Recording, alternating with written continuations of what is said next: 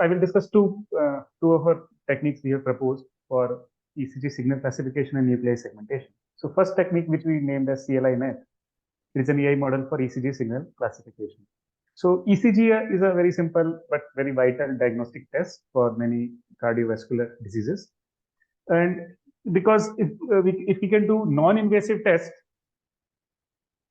in a low-cost manner, we can detect some of the issues very early and save many people's life. And nowadays, many of the wearable devices, such as, for example, Apple's smartwatch and so on, so they already have heart monitoring capability. So if we can get those signals, and those devices themselves can have an AI engine or AI algorithm to process that ECG data, then we can have diagnosis also, right? And so he can be alerted in case of any life-threatening disease, or he can rush to the nearest doctor. So that's why these wearable devices, they are very ideal for running AI-based lightweight classification techniques. So that is our overall use case. So our idea is that we have ECG signal which is obtained either from ECG machine or from a wearable which takes ECG recording. We feed it to the AI model, and then we can find out the rhythm class. And based on this, we can do the ECG diagnosis. And if this AI model can run right in this smartwatch, that is really a Sone pe Suhag kind of thing. So this is our overall AI model. I will explain its components, but overall it has 4 blocks. One is the convolution block. So I'm sure you must have heard of the name convolution. Another is LSTM, long short-term memory. Then there is involution, and finally we have fully connected layers. So this fully connected layer simply convert this data in one of the classes. So I will so for example, these are the classes in the ICCAT data set. These are the 8 classes, and here are their illustrations. So this is for example VFD, VFT, SVT, VPD, and so on. So you can see probably for a human it may not be so easy to detect, especially for example these 3 are quite similar to my eyes, and some of them are life-threatening, some of them are not life-threatening. So we have to differentiate between them. We should be able to identify this life-threatening rhythm classes as early as possible. So now let us discuss our proposed model. So these are the 2 components which were already there in the previous network. So just to mention them. So convolution is a probably very basic operation in any neural network which captures location invariant features. So by location invariant means, for example, suppose if we have a picture of a bird and we want to detect whether it has a beak. So whether the picture is whether the bird is at the top of the image, any part of the image, we should still be able to identify the beak. That means it does not matter where in the picture that beak is, but the features of the beak are more important. Its location is not so important. So that is the meaning of location invariant. That is, so convolution is bread and butter operation for all neural network algorithms. Second part of our model is LSTM. So convolution does not take time into account, whereas LSTM also takes temporal. So temporal means time-based dependency. So how does the signal changes over time? That is what LSTM detects.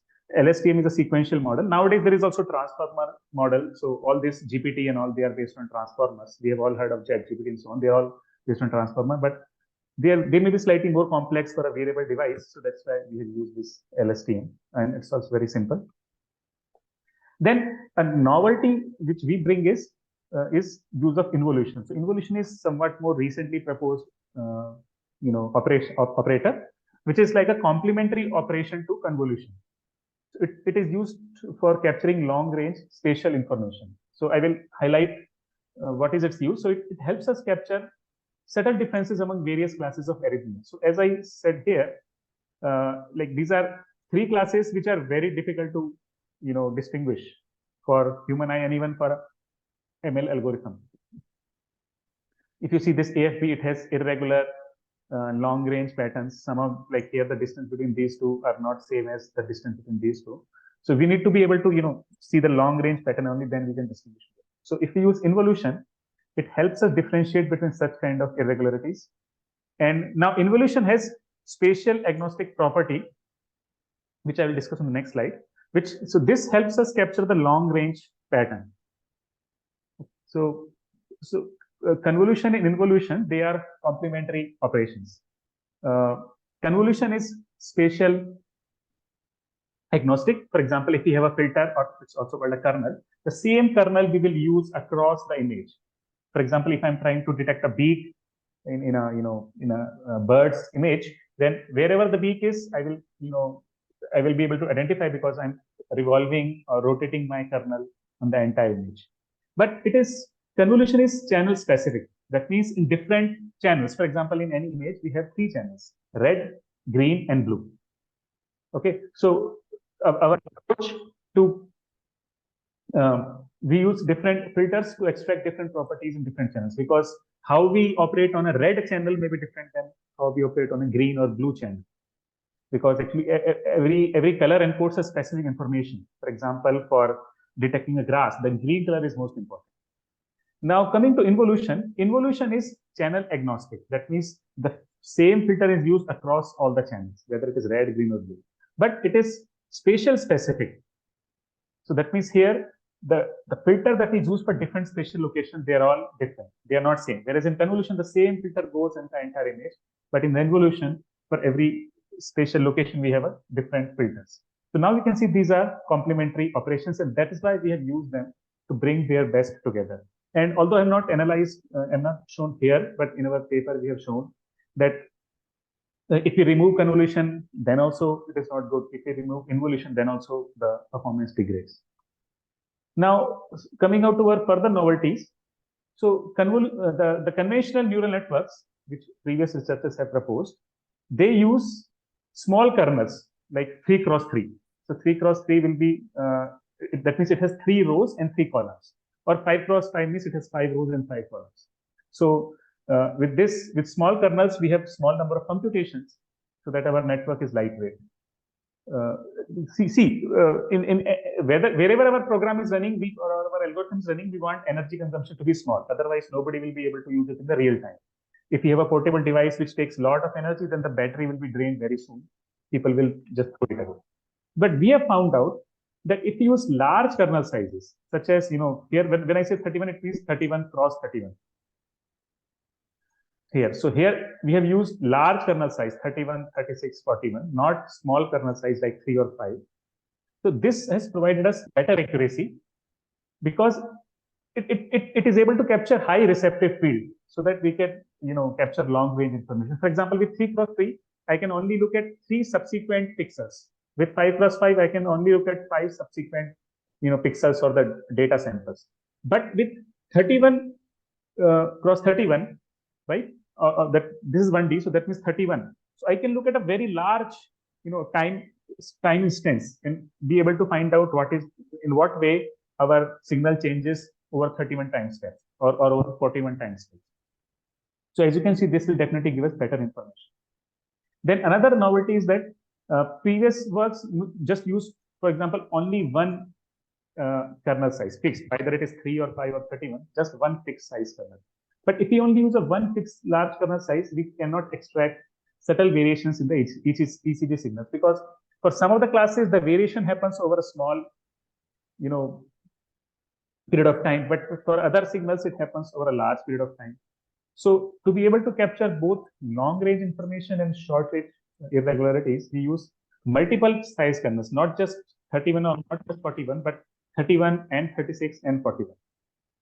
Right. So in this way, you can see that we have brought certain key ideas, together to be able to extract better performance. So now coming out to the results, let us see what are the numbers.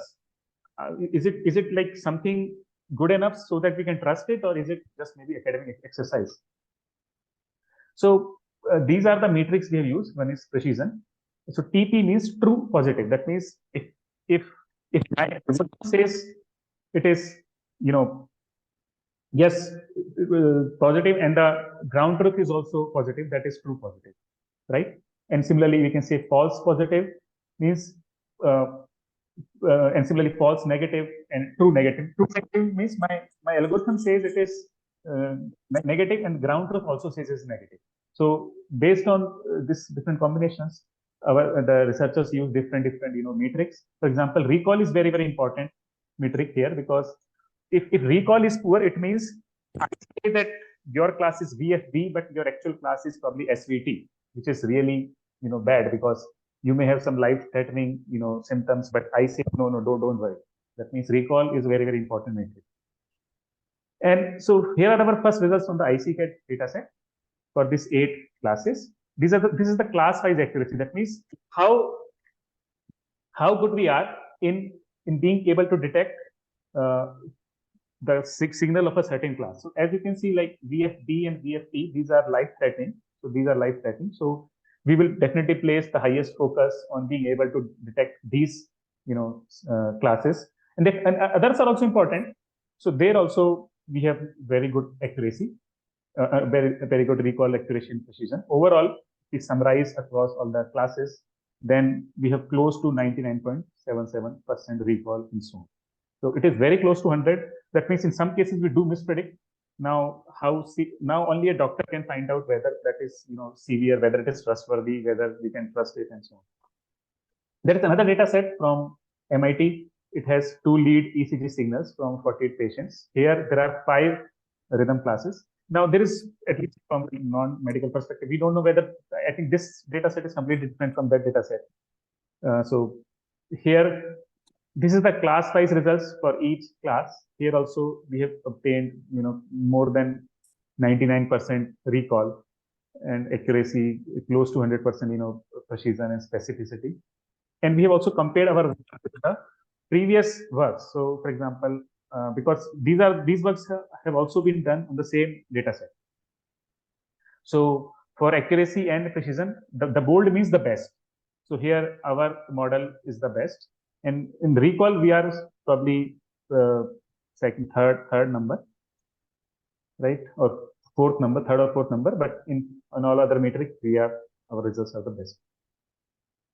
Now coming to the next, technique that we have proposed. So this is for segmentation. The previous work was on classification.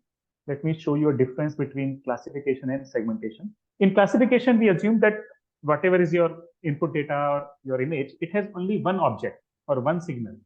So classification means to find out whether it is cat or dog or Elmira or a motorcycle. In localization, we also, find out in that image where is that object that we have found. In the object detection, we create a bounding box. In object detection means there can be more than one object. So for each object, we have to detect and create maybe a rectangular bounding box which completely surrounds that object. But this is not very tight bounding box. In instance segmentation, we create a very tight mask around that object. So here you can see that is what is segmentation. So when I say this right now, I'm talking about nuclei segmentation. So here, because we know that nuclei, the cells are very small in size. So here, object detection has no point. We have to do segmentation. So segmentation is more challenging than classification. Classification is very simple because there is only one object. So here our goal is to do nuclei segmentation from HE stained whole slide images. This nuclei segmentation is very vital for the histopathological diagnosis, for treating several diseases or diagnosing several diseases. But in real world, we know that there are noise-infused intensity variations and uneven staining. So a different part of the image may not be stained uniformly. So we need specific, techniques to be able to, get good performance. This is our overall architecture. This overall architecture has 2 broad, components. One is called encoder, and another is called decoder. So first we, take an image, encode it into a latent space, and then we again, decode the image and bring it to the same dimension as the original dimension.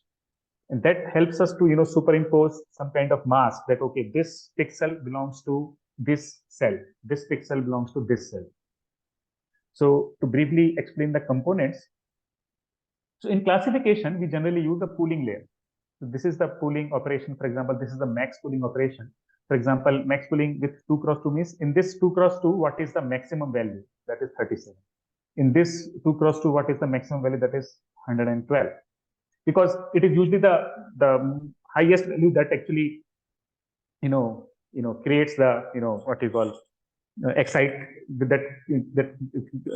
creates an excited response. That's why max pooling only takes that, and it helps us in reducing the number of computations. But for segmentation, this pooling layer is very harmful, because here you can see we have lost the original, spatial dimension from 4 cross 4. Now we have come to just a 2 cross 2.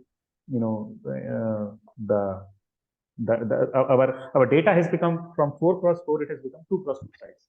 So that is not good. So in classification it is okay, because in classification we just have to find out whether the image has cat or dog or not. But for segmentation, this is very harmful. So what we do, we propose a feature enhancement block which compensates this information loss, okay, and generates high resolution feature map. We should not use the resolution, because in segmentation is all about resolution. So it concatenates the downsampled version of the original image to preserve the pixel intensities. Then here also we use LSTM in the encoder decoder path. So I explained this, the whole thing was encoder decoder, and in between we have this LSTM, which acts as a feature mixer block, where the low level features are mixed and passed to the decoder for mask creation. Our ultimate goal is to create a mask. I will show you some sample mask.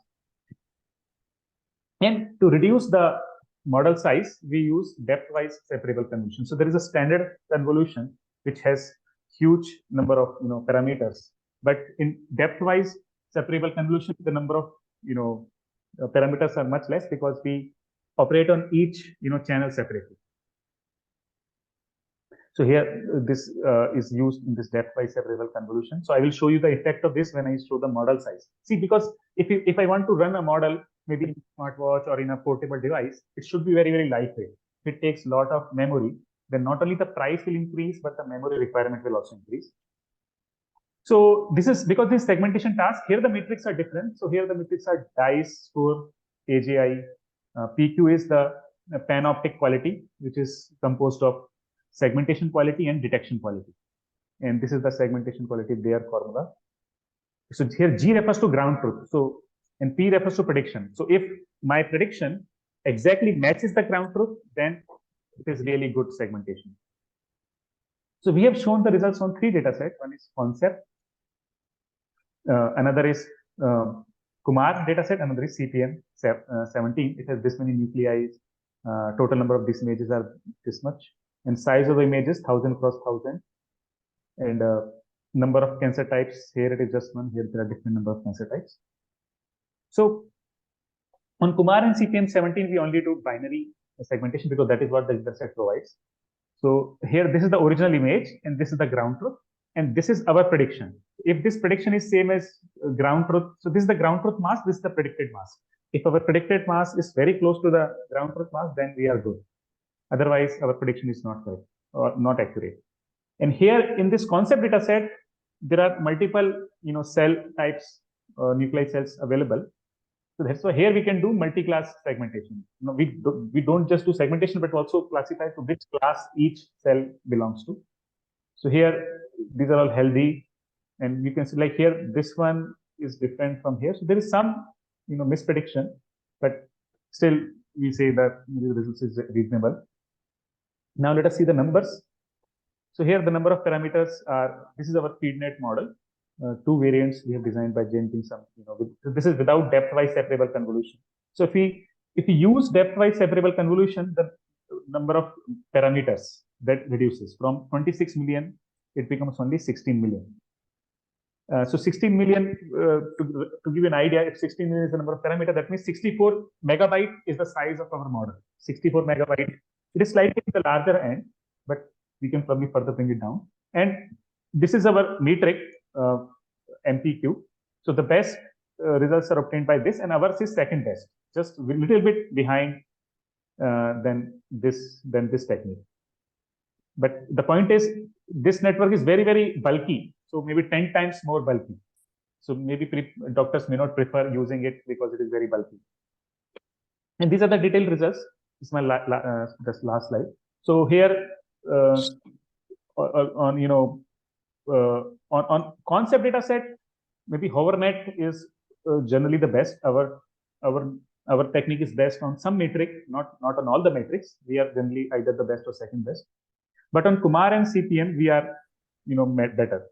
So here on most metrics, actually this PQ metric is the most important metric. So here we are best on PQ metric. Here also we are second best, and here also we are best on the PQ metric. So different metrics are conveying different amount of information.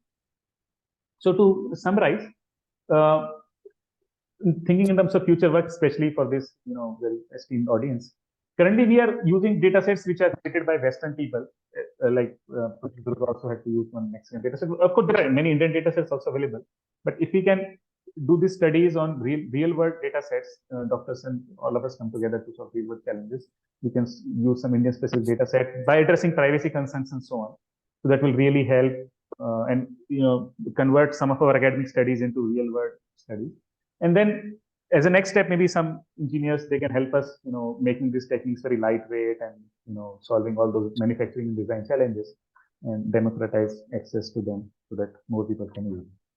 So with this, I, stop my presentation. Thank you so much.